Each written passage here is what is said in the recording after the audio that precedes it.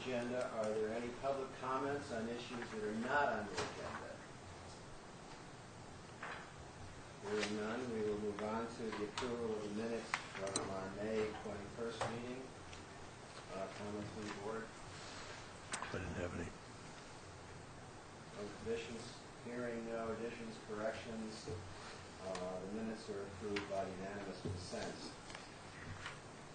Animal regulation follow-up to address public concerns. All right. First of all, I'd like to apologize to the public that we probably didn't handle that in the best way. And I looked back over the regulations and thought about it, and I did call the head of the Ag Commission, Campbell. It seems to me a lot of these regulations, I had a struggle to find how they related to health. However, you do know that the animal control officer would like some sort of regulation, and the Ag Commission would like some sort of regulation. So the question to me has always been, well, what do we do with these regulations? And since the Ag Commission doesn't really have power to pass regulations, the question would be, should these go to the Board of Health, which other towns have done? Should they go to the Board of Selectmen? Should roosters be separated from all of this and perhaps go to the Board of Selectmen? No way. I know you would say that. So, if the board has no objection, I think we'll take a formal vote on it. And the Ag Commission is willing to take this issue on, because you remember, we started with a series of regulations that were put together by the Health Department. And then the Ag Commission had some regulations that were added to those regulations, and we ended up with kind of a big pile of regulations that clearly were not supported by the community, or at least those people who were here at the last meeting.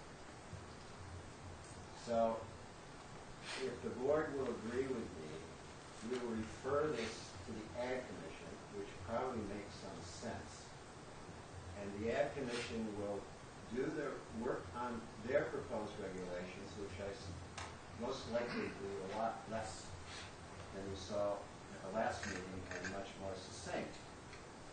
And then we will all sit down, perhaps with the town manager, with the chair of the Board of Health, the Ag Commission, and decide what best to do with those regulations, of where to send them next. And I think that will really be the issue, is to work with where they go. And I know we talked about a working group. Well, working groups get complicated. Working groups get really complicated for a lot of reasons. But the Ag Commission can have these at their committee meetings, and they can take public comment on people with issues. They could bring in experts. They could, remember there was some question about, do we need input from the veterinarian? They could ask the veterinarian. So my proposal to the board is that we not step out of it, but let the first next version go to the Ag Commission. Comments from the board? I have a question. Will, when they discuss what the discussion alternatives will be, eventually have to be approved by the Health Department and the Board of Health? They would have to be approved by some body that has legal authority to pass regulations, which the Ag Commission does not have. Right. So they may come to the Board of Health, or it may be decided between the various parties in the town that they really, are they health issues, or we're just taking it to the Board of Health because we can pass the regulations, or, I'm sorry my friend, do they belong? Like a town bylaw to go to town meeting, even better. You could do it, you could go, that's what we have to do. And I think the town manager, the head of the Ag Commission, and the head of the chairman of the Board of Health would, at least in the first draft, think about the best place for them to go. Right. That makes sense. Now, of course, these would only be draft regulations, and I would propose that most likely they will be much shorter and simpler than what you saw on May 21st. Are they willing acceptors of the task? The chair of the commission said she Okay, well, it's important to know we're working together then. Yes, we are, and I'm not stepping out of this, all right? I understand. And I, as the representative of the Board of Health, will participate in that process, unless there's another member of the Board of Health that would like to take it. Well, no, I suspect we're all happy you do, but they're public meetings. We can all attend You at can all times when we attend. wish to. Yeah. The Ag Commission will have public meetings, and they have a set of simple regulations that they had thrown into the others that probably in many ways make more sense. Do they understand the roosters are on their agenda? Please? I think that has to be dealt with. So we'll deal, okay, I'm sort of half in jest, but I know half in not jest, only. but- I mean, you know. In my personal opinion, is that you could argue there's a health issue with roosters, and we heard an eloquent gentleman And who spoke of that. he had to be very bold to be willing to speak in that room. Right, and give him great credit for Right. that. Or it could be a nuisance issue that is a Board of Selection issue. Could be, we'll see. We will see. Let's get a nice, simple set of regulations that are needed. I mean, we have half a page right now, and they're 19 something or other, 30, some 26 or 30. And we have need for some regulation. The animal control officer, it's very hard for her to do her job because there's no framework in many ways for some of the things that she's responsible for. Right, so, Is there any way, I mean, given the number of concerned citizens who did show up on this topic, is there a way we can get a follow-up coverage in the paper so that people understand what the process is going to be? well, I don't see the press here. No, but I think we do have trying to think of what Jason's job is, but anyway, I'm sure there's a way to talk to the paper, maybe get a business notes or some kind of a press release. I mean, it was Just on to the front say page that- of the paper the week that it happened. Right, so I think a conversation, Malcolm might even be as bold to go down and speak to the reporter or Mary Ann and say, here's what we're going to do, and so they get the story. I will call the newspaper tomorrow That'd be good. and tell them that that's what we're doing, providing this is all comfortable. Is there comments out there? I mean, surely it seems any comments would be kind of worthless because this really isn't the right forum any longer, right, to speak about roosters and so forth, since it's moot at this point, right? It's good at this point, but I'm going to make sure we don't let this sit for a year or two and get done with it. I think Right. the expertise in this issue is not on this board. And the expertise should be where the expertise is. And we'll be glad to help however we can.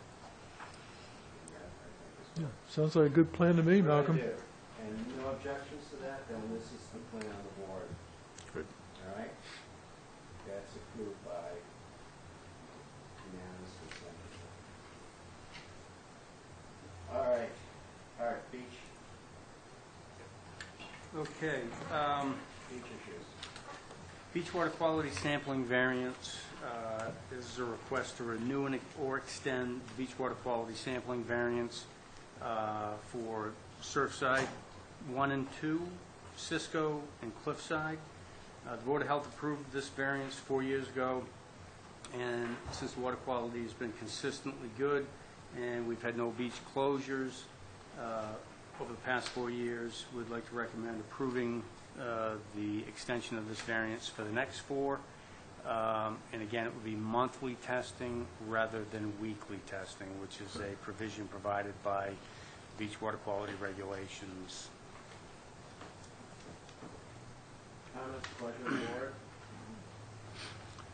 So these are all open beaches, and that's part of what gives us the ability to test monthly, because we're confident water moves Well, we actually had to provide a study to the state. with past sampling. There had to be a survey of the area just to originally get the variance. And that came from the state to allow us to do this? Or Yes, this initially? it came from the state, but Just we a good actually reminder. applied for it.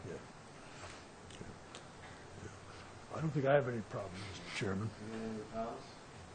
Anyone like to make a motion to approve the variance to extend it for another 4 years? So moved. Second? Any further discussion? All in favor of extending the testing for 4 years? Aye. Aye. Motion passes unanimously. Second system variance request, Ms. Avenue and Lawson Farm Road.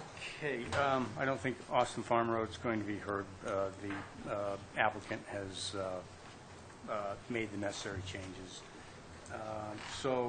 But 12 Ames Ave, this is a repair of an existing failed system, 17, excuse me. 17 Ames Ave, this is a repair of an existing failed system. It's over Millie's Bridge.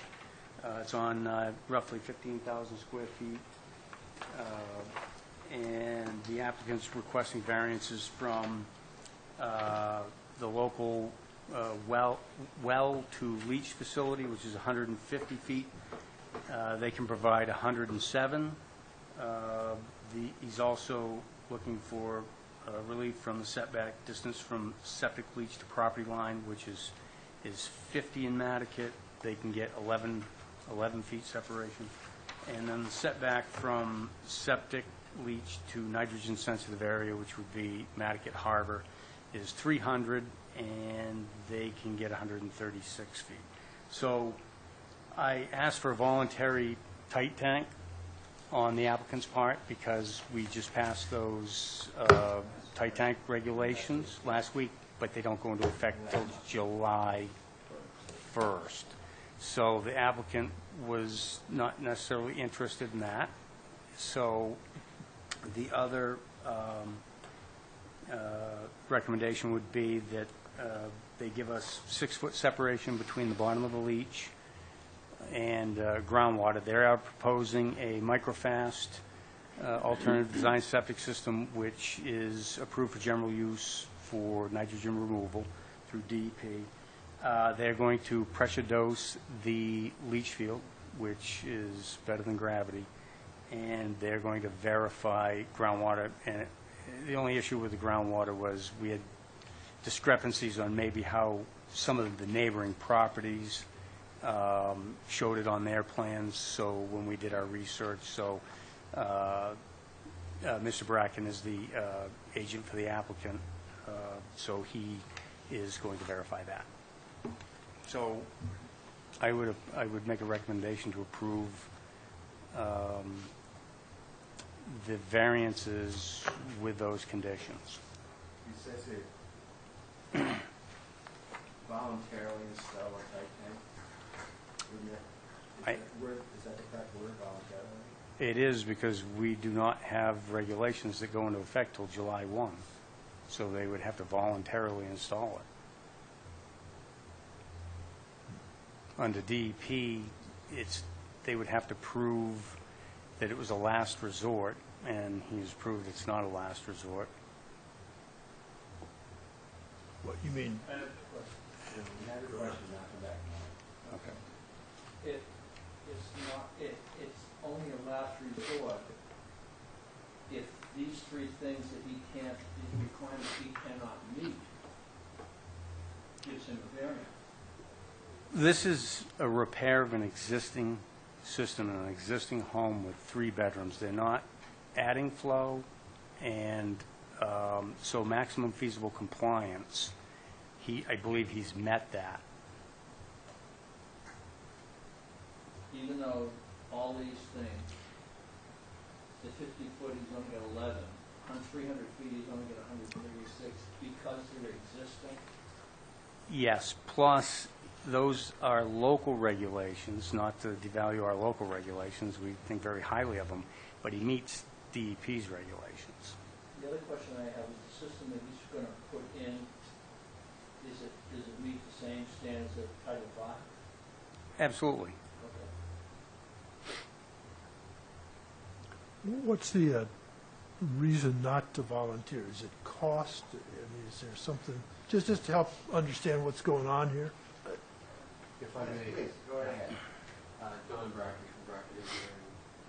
This property was under agreement now for about a month, and the sale is supposed to take place next week. And so, in this case, the purchase and sales agreement was based on putting a standard system with IA and applying for variance.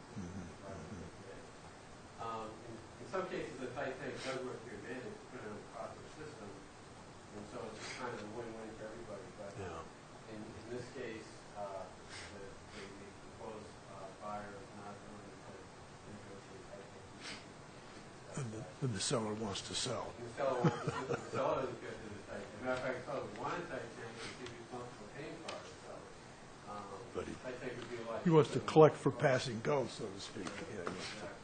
When's the property gonna close? Well, it's supposed to close Wednesday, but they're trying to close on Thursday. Because we have to go back, I went to the Conservation Commission yesterday, and I asked them to continue it to next week, because I knew that we had to make plan changes, as Art said, Art and I have been talking about this for the past week on the plan changes that we can recommend.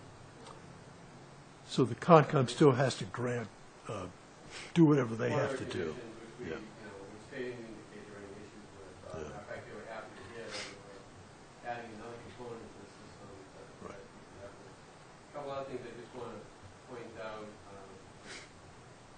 add to the fact presented, the 50-foot setback we're looking for is to a paper street that's 40 feet wide. So it's not, your typical setback to a neighbor's property where there's a 40-foot street there. So it's about 50 feet, to the actual neighbor's property. So the paper street is like an abutter street, so to speak, between Yeah. the two lots? Exactly. And then the other thing that's worth noting is that there are 3 lots to the south of this property that they're in negotiation with the town right now to purchase, with the yard sale lot. And they're likely going to purchase sometime in the future yard sale parcels of the paper streets that are around those. So at least the property area will be increasing on the Is this the lot we dealt with as a board on some matters? Does that ring a bell? No? Okay. This isn't one that was going through foreclosure. Somebody's owned the house for a long time or whatever? Okay, gotcha. And the last thing I'd like to point out is that when we do go with the drift, we're going to get a little closer to the salt mark, saying 130 feet. Because the drip system has to be bigger than the system we're proposing to footprint to meet the full requirements. And then we're going to get 101 feet from our own lot. We have a system laid out, so we just have this later. Right? We've also set a monitoring well on the site, is putting a data logger in after I leave the meeting. Because there's going to be some fluctuations in the water table, tide cycle. So we're going to retrieve that on Monday or Tuesday and see if there's any variation in the water table. We think there will be. So it sounds like we're saying that we're getting a system that's certainly an improvement over what's there. So we're all better off. It's sort of too bad it doesn't quite meet the timing to get to the next step, but it's not the end of the world, so to speak. You have an extra comments from the board? Pleasure of the board? Yeah, I mean, I think I'm prepared to, not sure I want to move it, but I'll vote for it. We have a motion to, I'm sorry, there's still one more question. no, take your time. So, after the 1st of July, there will be no more systems like this? After the 1st of July, the board has the right to require a tight tank. Right, so if people keep coming in for variances from after the 1st of July, we don't have to give anybody variance after the 1st of July. We can make them use tight tanks, because that's what the whole thing is all about, is getting permission for tight tanks over the bridge. Correct. So this is the first and last. Well- Just recently, there's been at least 2 alternatives used on Mass Ave that we just approved months ago. Yeah, coincidentally though, that client wanted a tight tank in the worst way, and I worked with Richard, we were back and forth with the state, and we actually designed the tight tank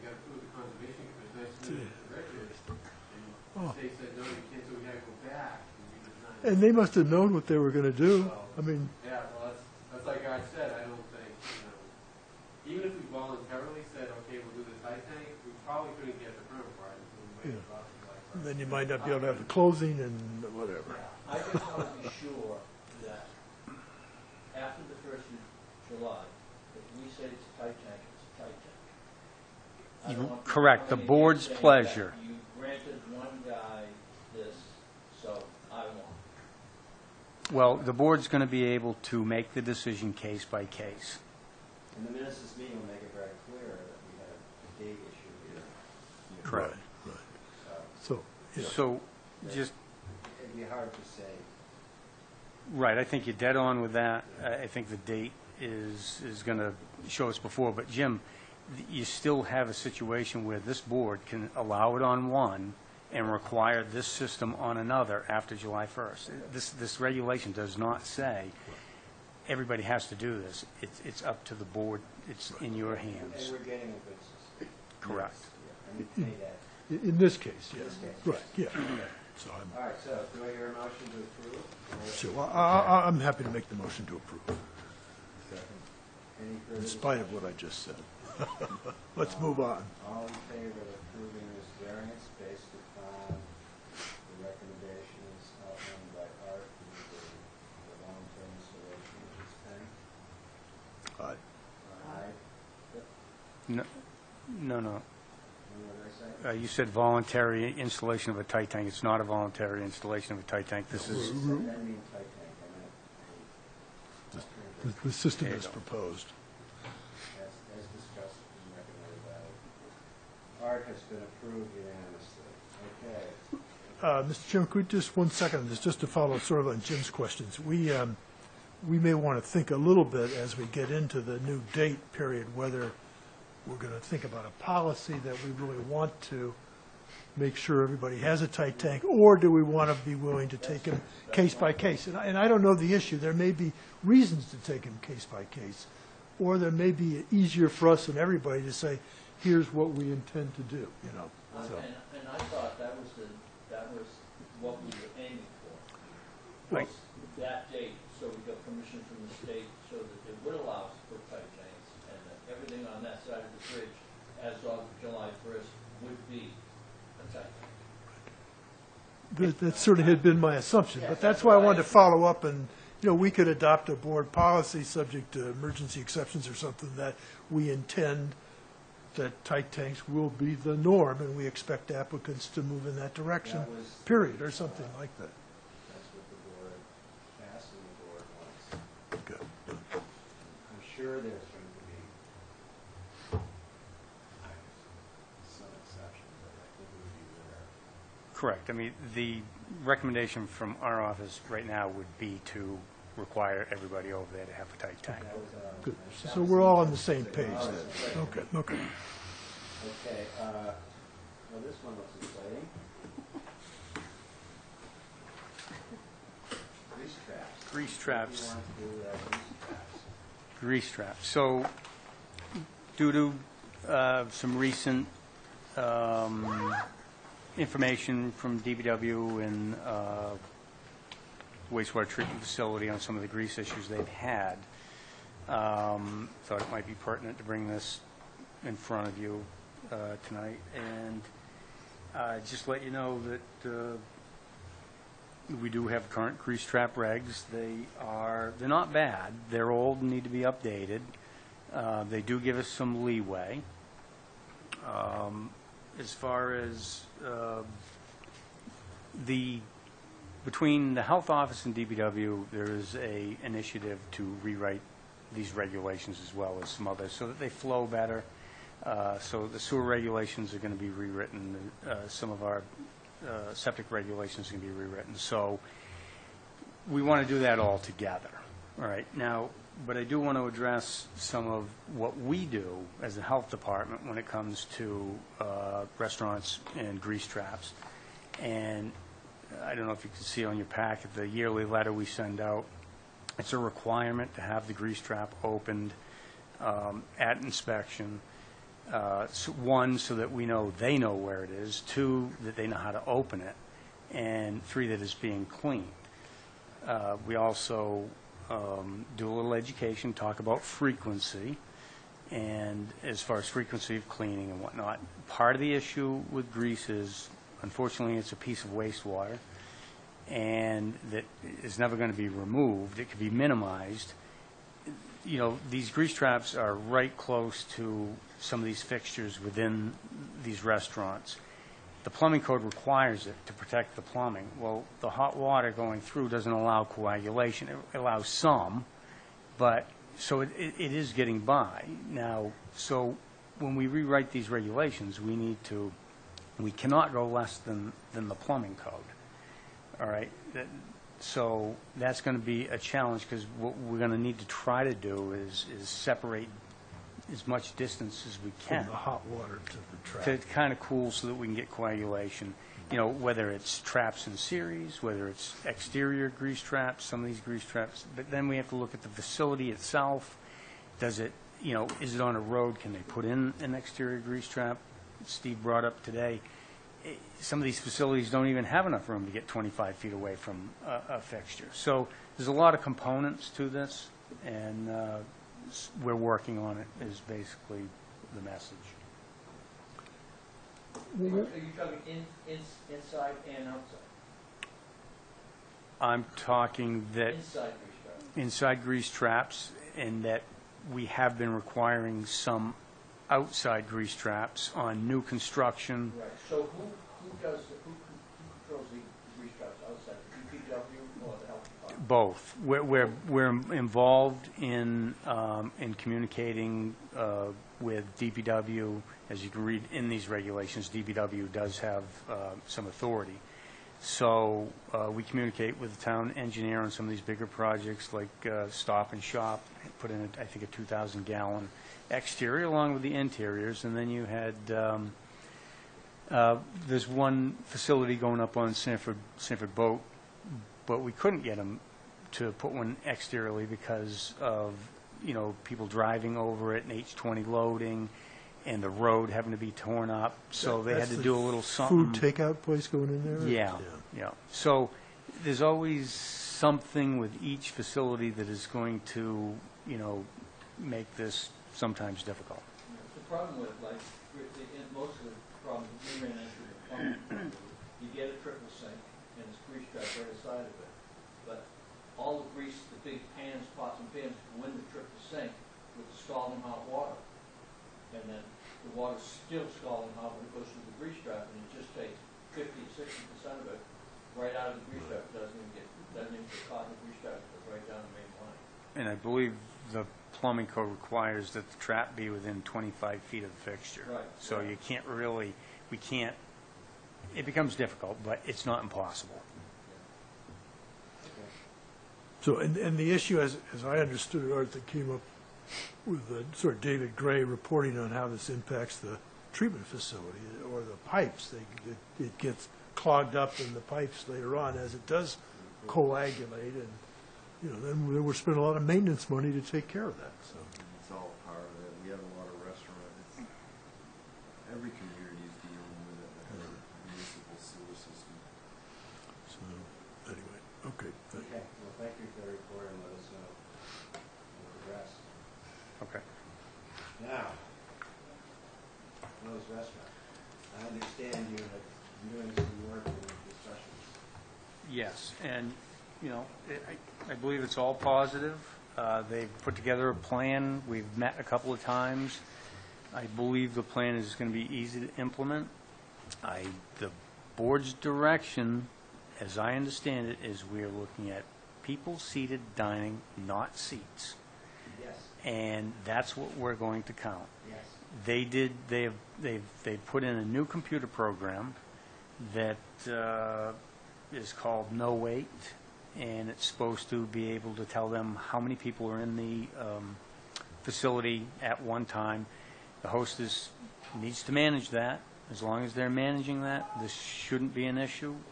They've also changed their reservation policy, trying to get people to get reservations 5, 6, and 8:30, so that time between 6 and 8 is not just a madhouse out there. They've also altered their first floor bar to make it bigger, took away a lot of those seats.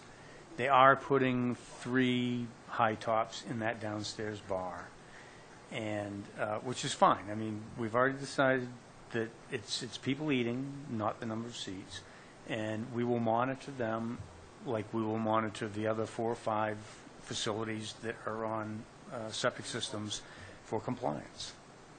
And I appreciate they got back to us. They've been working hard on this, and they realize it's an issue. And I think as long as they stay to this plan, it shouldn't be an issue.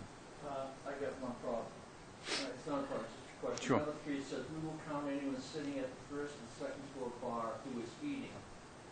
Drinking customers will not be counted at either bar. Right. We're not going to, this is about seating and dining, and, people go in for a drink or two. We're not, it gets too complicated. We're just going to look at seated and dining. I mean, this is, I think this is very clear.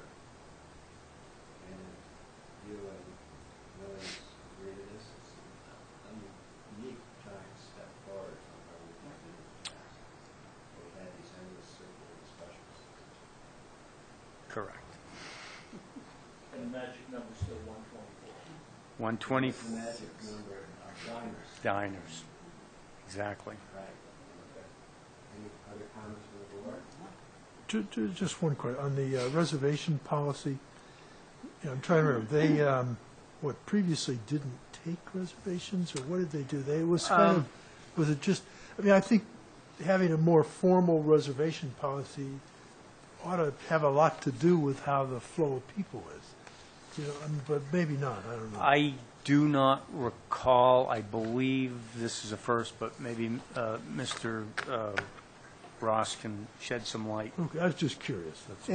In the past, what they've done is they allowed large parties to make reservations. Yeah. Beyond that, there were no reservations. Right, so a couple or 3 or 4 people even, they. No, it had to be Overwhelmed. eight or more for 8 them or to make a more. reservation. So I think this will help solve the problem. Yeah. And the program's a good one, as long as they stay on top of it. Right. So as long as the hostess does her job, it'll be easier to control, there's no doubt about it. Well, you will monitor Yes, sir. it. As you do every other That's- one like this, as we. That's what we're here for.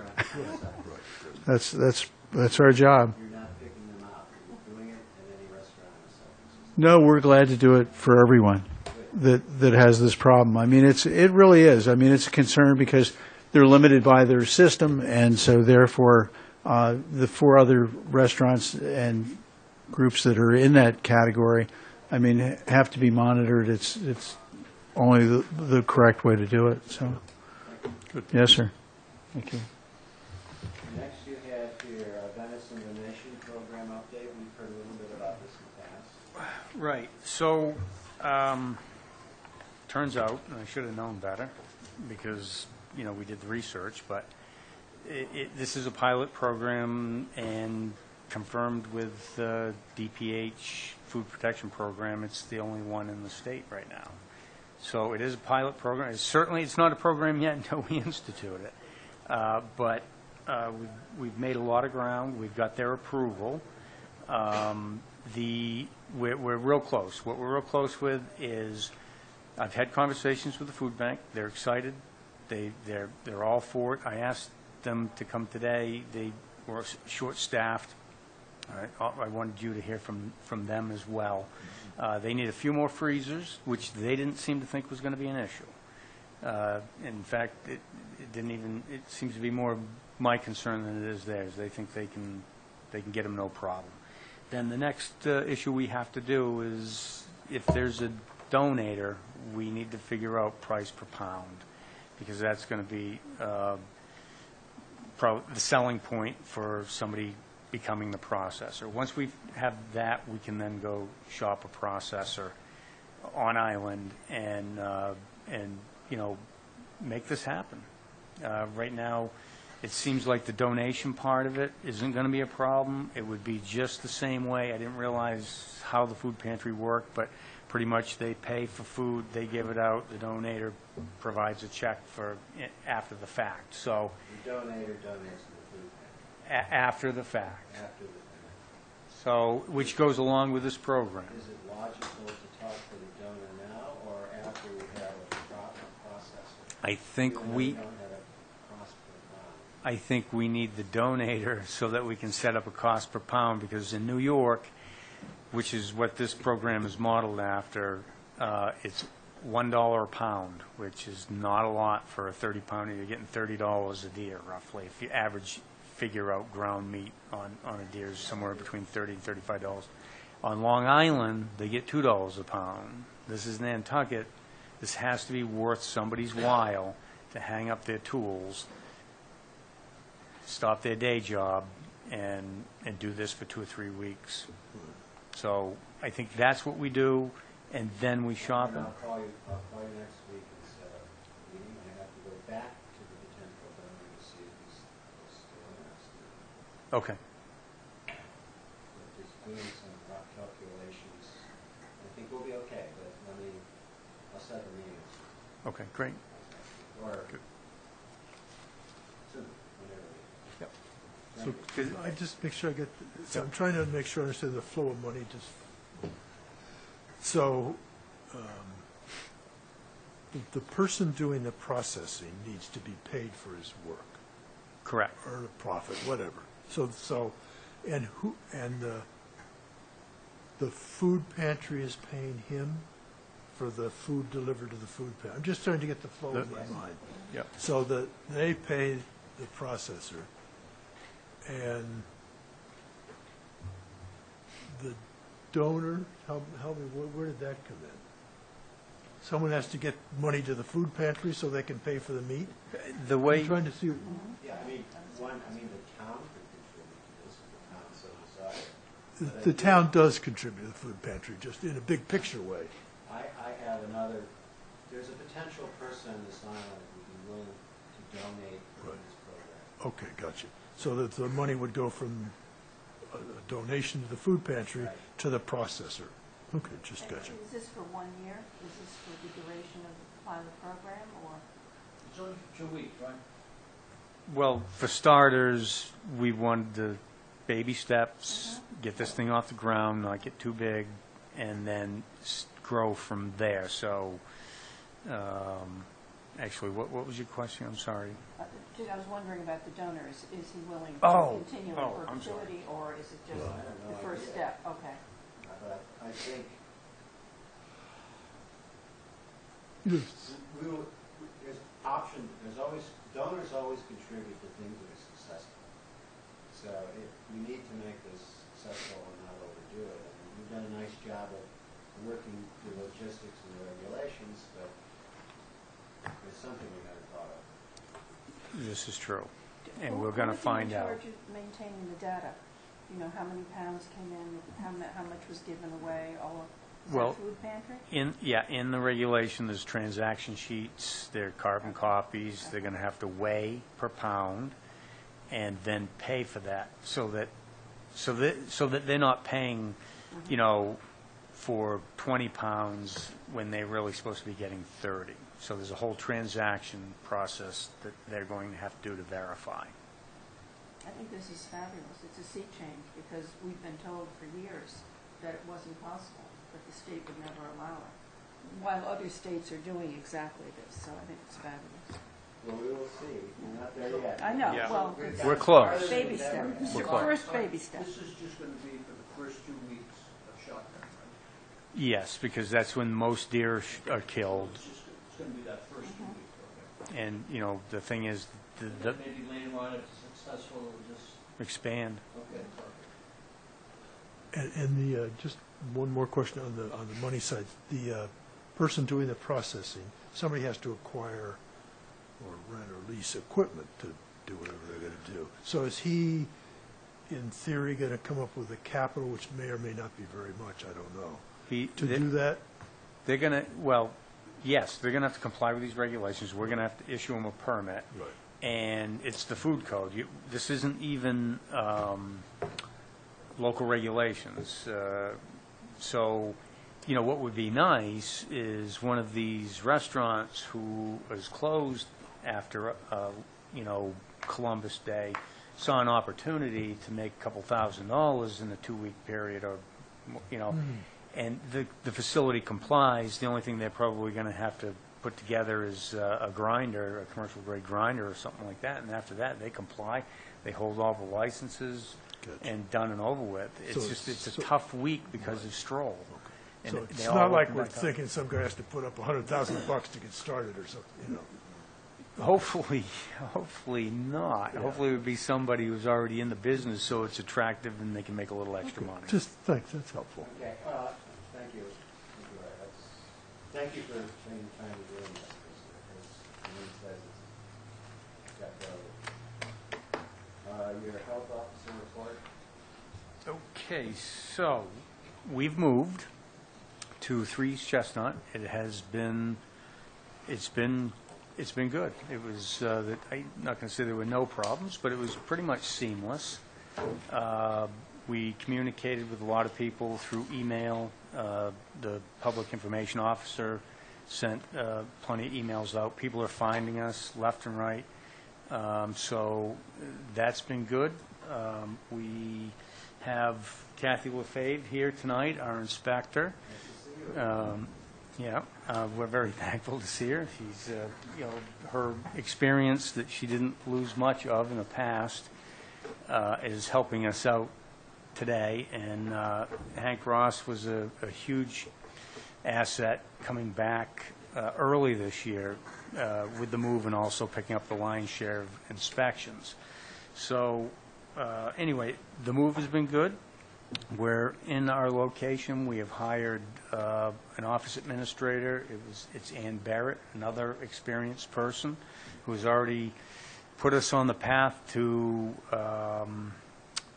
going electronic with GOTMS and starting to scan some of these septic plans. We had Abby Silver start on Monday, the public health intern, and she's actually inputting some of these IA systems. So we're actually holding our own and making a little bit of ground and starting to tackle these IA. Is so this that we in the get 'em- Barnstable system?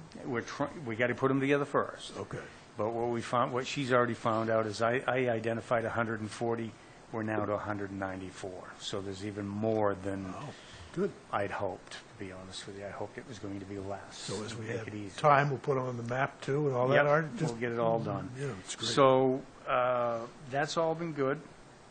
And on Friday, we, Abby, myself, and hopefully Hank or Kathy, have MAVEN training with the hospital. That's the Massachusetts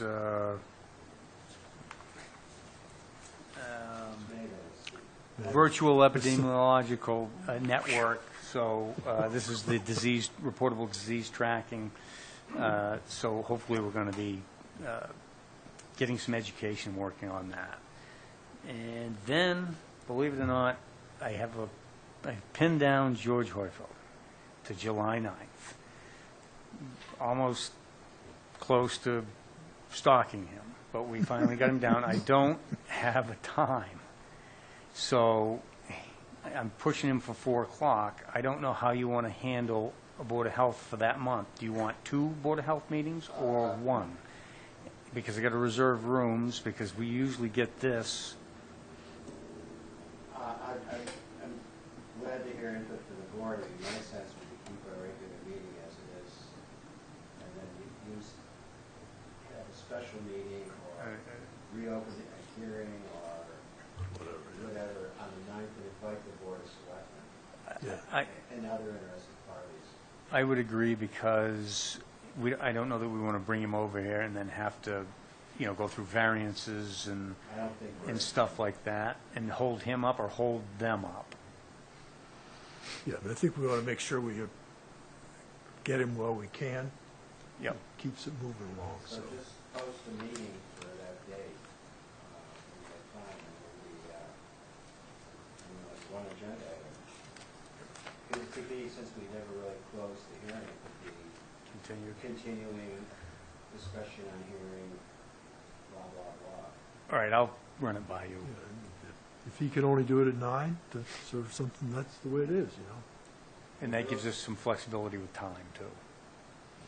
Well, 9 might be early, but Well, No, 9 is fine. I just want, it's done. again, this is a 3 or 4 month discussion, so it's kind of good. Can we either do something or not do something? Great. The board, do you have anything you want, concerns, new business, issues? Just a comment, and that's that I was glad to see there was a follow-up panel discussion at the high school last week on opioid abuse.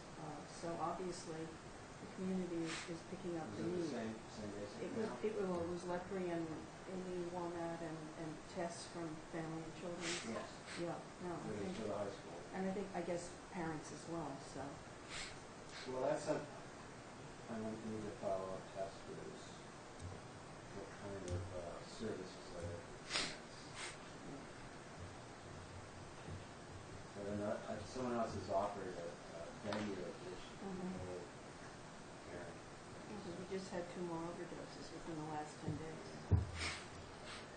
Is Abby going to be tracking all the communicable diseases? Obviously, tick-borne diseases are what we started out. Yeah, requesting. foodborne illness, all of it. Charlene is retiring. Yes, Steve Tidd is who we're dealing with now with the hospital. And that's who we're going to have the training. He's going to be trained in Maven tomorrow with us, with Scott Tropey from DPH. He's coming down.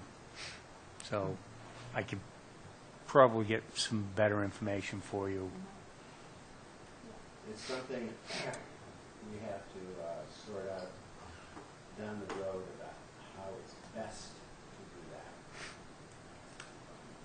I mean, one of the new jobs of the new health director is to sort out how to use it best efficiently.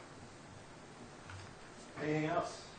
I know when, mentioned to Art when George comes that we could make sure we have the maps, like, as he's talking. I mean, it'd be nice to see what we're talking about in case we can point it out and, you know, the whole Harbor watershed. right.